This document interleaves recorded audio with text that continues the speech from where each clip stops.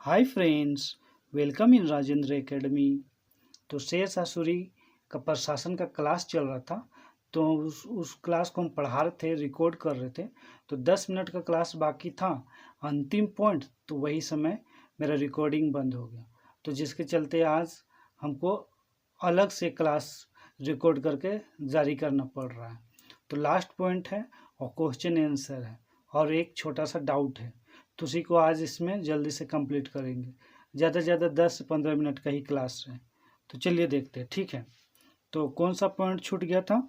Last point था कि सूर्य साम्राज्य का पतन का कारण क्या था। किस कारण से सूर्यवंश का पतन हो गया? 15 वर्ष के अंतर्गत ही 15 वर्ष ही चला और उसका समाप्ति हो जाता है। क्यों? तो उसका पहला पॉइंट देखिए क्या है, इंपॉर्टेंट चीज़। जैसे पहला पॉइंट क्या है, सूर्य साम्राज्य की नींव शेरशाह सूरी ने डाली थी। ये तो हम लोग जान ही रहे हैं। और ये शेरशाह सूरी जो थे ये महान साम्राज्य निर्माता थे, ठीक है। और दृढ़ संकल्प रखने वाले थे, काफ़ी दृढ़ संकल्प रखते थे कि जो संकल्प लेते थे उसको पूरा करते थे। और अपने कार्यों में वो काफ़ी चतुर थे, ठीक है। और वो राजनीतिक कुशल व्यक्ति थे, ठीक है। लेकिन जो उसका उत्तराधिकारी लोग थे, अगला पॉइंट में है, शेरशाह का उत्तराधिकारी जो थे वो अयोग्य थे और काफ़ी कमज़ोर थे, ठीक है। अगला पॉइंट देखते हैं। उसके उत्तराधिकारी समाज के समस्त वर्गों, मतलब समाज में जितने भी वर्ग हैं उसका समर्थन प्राप्त करने की अपेक्षा, उन लोग का समर्थन प्राप्त नहीं करता था ये लोग। और उन लोग का समर्थन प्राप्त नहीं करता था समाज में जितने भी वर्ग हैं उन लोग का। और उन लोग के बीच में फूट डाल देता था, समझ रहे। और उन लोग में अलगाव की स्थिति पैदा किया, अलगाव का स्थिति पैदा किया। इससे क्या होगा? इससे जनता में असंतोष की भावना पैदा हुई, ठीक है। तो यही साम्राज्य के पतन का कारण भी बनता है। देखते हैं आगे क्या है पॉइंट में। तो मोहम्मद आदिल शाह जो सूर्यवंश का अंतिम सुल्तान था, जो कि 1553 से 57 ईस्वी में काम किया था। तो उसके समय में क्या होता है कि 5 अफगान शासक, कितने? 5 अफगान शासक जो अपने को सुल्तान बनाने की कोशिश कर रहे थे। सब चाह रहा था कि हम सुल्तान बने, हम सुल्तान बने। तो ये बहुत ही दयनीय स्थिति है। खूब संघर्ष होगा एक दूसरे से और खूब विद्रोह भी होगा, समझ रहे ना। तो इस तरह से ये साम्राज्य काफ़ी उथल पुथल की स्थिति में आ गया था। अब आगे देखते हैं, कुछ पॉइंट बोलते हैं। जैसे शेरशाह सूरी था, वो सभी वर्गों को साथ लेके चल रहा था। और उसके सेनापति भी जो थे वो भी हिंदू समाज के थे, मुस्लिम समाज के भी थे, हिंदू समाज के भी थे। तो काफ़ी संतुलन लेके चल रहा था। तो उसके समाज मतलब उसके साम्राज्य में विद्रोह बहुत कम ही हो रहे थे, और हो भी रहते तो उसको दबाने में वो सफल हो रहा था। लेकिन उसके बाद के जो अधिकारी, जो सुल्तान आए थे, वो लोग ऐसा करने में असफल होते हैं। तो आगे देखते हैं। अफगानों में कोई राष्ट्रीय संगठन नहीं था।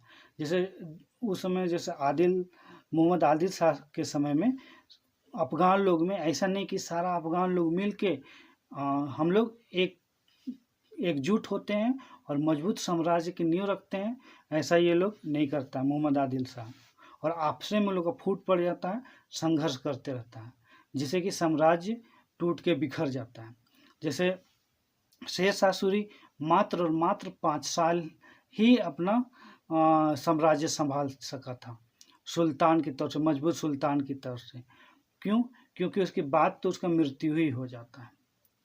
तो इस तरह से वो 5 साल ही काम कर पाता, लेकिन 5 साल में इतना ज़्यादा विकास कर लेता है कि वो इतिहास में एक तरह का प्रेरणा का भी स्रोत बनते हैं और काफ़ी महत्वपूर्ण शासक के रूप में भी जाने जाते हैं। तो आगे देखते हैं। और साथ ही साथ अफगानों को भय भी नहीं था कि हुमायूं को जो शेरशाह सूरी भारत देश से खदेड़ के भगा दिया था, कि वो वापस आएगा और अफगान साम्राज्य को समाप्त कर सकता है। ऐसा अफगानों को भय भी नहीं था। बताइए, उस चीज़ को वो लोग तैयारी भी नहीं कर रहा था कि अगर हुमायूं आता है तो उसको हम लोग कैसे रोके, किस तरह से उसका सामना करें। तो इस कुछ चिंता उनता नहीं, अपने में ही लोग विद्रोह कर रहा है, एक दूसरे से संघर्ष कर रहा है सुल्तान बनने के लिए। लेकिन 1555 ईस्वी में जैसे ही हुमायूं को पता चलता है कि शेर शाह का मृत्यु हो गया है और उसका पुत्र का भी मृत्यु हो गया है, तो झट से आता है भारत देश में और 1555 ईस्वी में युद्ध करता है और अपने आप को भारत देश में स्थापित कर देता है, समझ रहे हैं, और अफगान साम्राज्य को पूरी तरह से समाप्त कर देता है। इस तरह से अफगान साम्राज्य समाप्त हो जाता है।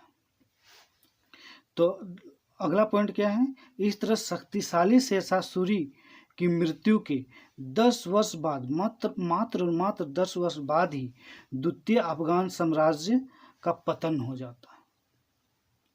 तो इस तरह से अफगान साम्राज्य समाप्त हो जाता है और इसके बाद कौन सा साम्राज्य फिर से स्थापित हो जाता है, मुगल साम्राज्य। किसके द्वारा, हुमायूं के द्वारा। ठीक है, अब देखिए क्वेश्चन आंसर देखते हैं, उसका फिर पिछले क्लास में जो डाउट था उसको हम क्लियर कर देंगे। जैसे क्वेश्चन आंसर देखते हैं, ठीक है, क्वेश्चन पढ़ेंगे और ऑप्शन पढ़ेंगे, 5 काउंट करेंगे, अपना ऑप्शन आप लोग सिलेक्ट कर लीजिएगा। ठीक है, पहला क्वेश्चन है, क्या है, परगना किस स्तर के प्रशासन के लिए शेरशाह सूरी के समय में जाना जाता है। ठीक है, ए है राज्य, बी है ग्राम, सी है ब्लॉक, डी है जिला। चलिए 5 काउंट कर रहे हैं, 1 2 3 4 5। अपना ऑप्शन चूज करिए, कर लिए चूज। चलिए हम बता देते, ठीक है जी, इसका आंसर क्या है, ब्लॉक। परगना को ब्लॉक कहते थे। ठीक है, मतलब परगना ब्लॉक के स्तर का था। ठीक है, अब आगे देखते हैं। दूसरा नंबर का क्वेश्चन है, शेरशाह सूरी ने शुद्ध चांदी के सिक्के जारी किए, उस चांदी के सिक्के को किस नाम से जाना जाता है। इसको भी आप लोग को बहुत अच्छा से पढ़ाए हैं, इसको भी आप लोग को बहुत अच्छा से पढ़ाए थे, इसको भी बहुत अच्छा से पढ़ाए थे। तो चलिए ऑप्शन पढ़ रहे हैं, आप लोग अपना ऑप्शन चूज करिएगा। ए है जीतल, बी है दिनार, सी है दाम, डी है रुपया। चलिए 5 काउंट करें, अपना ऑप्शन चूज करिए, 1 2 3 4 5। चलिए अपना ऑप्शन चूज कर लेंगे, हमको पूरा उम्मीद है। चलिए हम बता देते हैं। ठीक है, इसका आंसर जो है वो डी है, रुपया। ठीक है, चांदी वाला सिक्का जो जारी किया था उसको रुपया बोला जाता था। ठीक है, अब आगे देखते हैं। थर्ड नंबर का क्वेश्चन, कौन सा विभाग के अध्यक्ष प्रधानमंत्री के समान होते थे, प्रधानमंत्री के समान होते थे। इसको भी आप लोग को बहुत अच्छा से पढ़ाए थे। चलिए, ए है दीवाने रिसालत, बी है दीवाने वजारत, सी है दीवाने इंसा, डी है दीवाने कज़ा। चलिए अपना ऑप्शन आप लोग चुनिए, काउंट कर रहे हो, 5 1 2 3 4 5। चलिए उम्मीद है आप लोग अपना ऑप्शन चूज कर लिए होंगे। चलिए इसका आंसर हम बता देते हैं, इसका आंसर है बी, दीवाने वजारत। ठीक है, अब चौथा नंबर का क्वेश्चन है, शेरशाह सूरी के साम्राज्य में प्रत्येक सूबा का सर्वोच्च अधिकारी कौन होता था, सर्वोच्च अधिकारी कौन होता था सूबा का, तो इसको बताना है। ऑप्शन पढ़ रहे हैं, ए है जमादार, बी है सूबेदार, सी है जमींदार, डी है थानेदार। ठीक है, चलिए हम ऑप्शन पढ़ दिए, अपना ऑप्शन चूज करिए, आप लोग चुनिए, सिलेक्ट करिए। 5 काउंट कर रहे हैं, 1 2 3 4 5। चलिए उम्मीद है आप लोग अपना ऑप्शन चुन लेंगे, क्योंकि इसको हम बहुत अच्छा से पढ़ाए थे। चलिए हम बता देते हैं। ठीक है जी, इसका आंसर जो है बी, सूबेदार। अब 5वां नंबर का क्वेश्चन है, शेरशाह सूरी के साम्राज्य में जिला को क्या कहा जाता था, जिला को क्या कहा जाता था। ठीक है, इसी को बताना है। ऑप्शन पढ़ रहे, ए है इक्ता, बी है सूबा, सी है परगना, डी है सरकार। चलिए अपना ऑप्शन आप लोग सेलेक्ट करिए, चुनिए, 5 काउंट करें, 1 2 3 4 5। चलिए उम्मीद है आप लोग सेलेक्ट कर लिए होंगे। चलिए हम बता देते हैं। ठीक है, इसका आंसर जो है सरकार। क्या, सरकार। जिला को सरकार के समकक्ष रखा गया था। सरकार जो था जिला को ही कहा जाता था। ठीक है, अब अगला क्वेश्चन है 6 नंबर का। शेरशाह सूरी की भूमि लगान व्यवस्था किस प्रकार की थी? भूमि लगान व्यवस्था किस प्रकार की थी शेरशाह सूरी की, इसी को बतलाना है। ए ऑप्शन है रैयतवाड़ी, बी है महलवाड़ी, सी है जमींदारी, डी है सिकदारी। चलिए अपना ऑप्शन आप लोग सिलेक्ट करिए, हम 5 काउंट करते हैं, 1 2 3 4 5। उम्मीद है आप लोग इसको सिलेक्ट कर लिए होंगे, क्योंकि इसको हम बहुत अच्छा से पढ़ाए थे, समझाए थे। तो चलिए इसका ऑप्शन हम बता देते हैं। इसका ऑप्शन है ए रैयतवाड़ी। जो सरकार था, जो शेरशाह सूरी का प्रशासन था या फिर सरकार था, वो डायरेक्ट किसान लोग से कांटेक्ट करता था और टैक्स या अनाज लेता था, रुपया के रूप में लेता था या फिर अनाज के रूप में। तो इसी को हम बहुत अच्छा से पढ़ाए थे। ठीक है, रैयतवाड़ी प्रकार की भूमि लगान व्यवस्था थी शेरशाह सूरी के समय में। अब 7वां नंबर का क्वेश्चन क्या है, शेरशाह सूरी ने अपनी राजधानी कहाँ बनाया था? इसको भी आप लोग बहुत बढ़िया से पढ़ाए थे। चलिए ऑप्शन पढ़ रहे हैं। ए है आगरा, बी है दिल्ली, सी है लखनऊ, डी है कलिंजर। चलिए अपना ऑप्शन चूज करिए, 5 काउंट करें, 1 2 3 4 5। चलिए अपना ऑप्शन आप लोग सिलेक्ट कर लिए होंगे, पूरा उम्मीद है। चलिए हम इसको बता देते हैं। इसका जो आंसर है ए है आगरा। ठीक है, तो नेक्स्ट क्लास में एक डाउट था तो उसको भी हम बता देते हैं। ठीक है, ये 9 नंबर का पेज में था।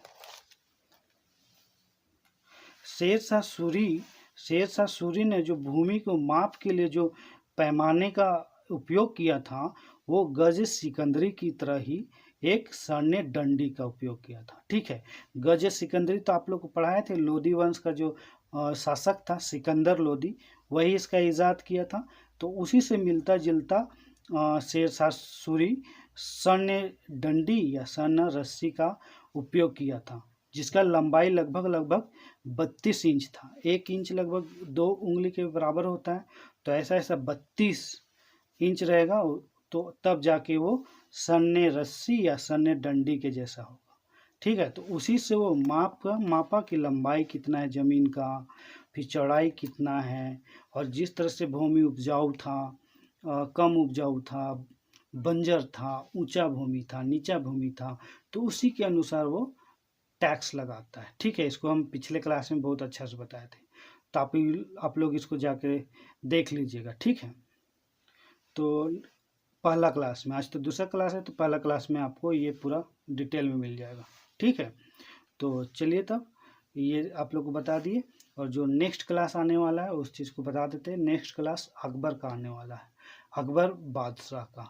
ठीक है, तो अकबर बादशाह काफ़ी महत्वपूर्ण टॉपिक है मिडिवल इंडियन हिस्ट्री में, क्योंकि उससे क्वेश्चन तो एकदम आता ही आता है, और बहुत ही ज़्यादा ताकतवर शासक था, और वो लगभग 49 वर्ष तक काम किए थे अपना साम्राज्य में, सम्राट के तौर पे, बादशाह के तौर पे, और वो टोटल 63 वर्ष तक जीवित रहे थे। लेकिन उनका जो अंत हुआ था बहुत ही बुरी तरह से हुआ था। क्यों? क्योंकि उसका जो पुत्र रहता है वो विद्रोह कर देता है, और उसके करीबी लोग, जो अकबर के करीबी लोग जो थे, उसका भी वो हत्या करवा देता है। तो उससे अकबर को काफ़ी धक्का लगता है, और बुढ़ापा में बीमारी से ग्रसित होकर उसका डेथ होता है। वो काफ़ी प्रतापी शासक था, लेकिन अंत बहुत बुरा होता है उसका पुत्र के कारण। और साथ ही साथ उसके 2 पुत्र जो थे, मुराद और दनियाल, वो लोग काफ़ी शराबी थे, तो शराब पी के वो लोग का डेथ भी हो जाता है, जिसके कारण उसको काफ़ी तकलीफ भी होता है। और जो बेटा विद्रोह कर रहा था उसका नाम सलीम था, जो आगे चल के वही बादशाह बनता है मुग़ल वंश का, तो उसका नाम सलीम था। लेकिन बाद में जब वो बादशाह बनता है तो अपना नाम जहांगीर रख लेता है। वो भी काफ़ी ज़्यादा शराब पीने वाला था, अफीम खाने वाला था। तो इस तरह से तो वो चैप्टर काफ़ी अच्छा आने वाला है। और वो ये भी बता देते हैं कि मुग़ल वंश का जो वार्षिक आय था अकबर के समय में 10 करोड़ पौंड की जैसा था, और मुग़ल वंश का जो सैन्य संख्या था वो 3 लाख के बराबर था। तो अगला क्लास में हम इसको बहुत अच्छा से पढ़ाएंगे अकबर बादशाह का। तो उम्मीद है आप लोग को ये क्लास अच्छा लगा होगा। नेक्स्ट क्लास जल्दी से जल्दी लेकर आएंगे अकबर बादशाह का, वो काफ़ी इम्पोर्टेंट है और हमको अकबर बादशाह काफ़ी अच्छा लगता है क्योंकि वो अपना साम्राज्य बहुत अच्छे से चलाया था। तो चलिए इसी के साथ हम आप लोग से विदा लेते हैं। Bye bye. जल्दी हम नेक्स्ट क्लास लेकर आएंगे। और एक बात, अगर आप लोग को मेरा पढ़ाने का स्टाइल अच्छा लगता है, टेक्निक अच्छा लगता है, तो लाइक सब्सक्राइब एंड शेयर करें। ठीक है, अपने प्यारे भाई का सपोर्ट करिए ताकि ज़्यादा से ज़्यादा वीडियो बनाएं आप लोगों के लिए। चलिए ठीक, थैंक यू भाई लोग।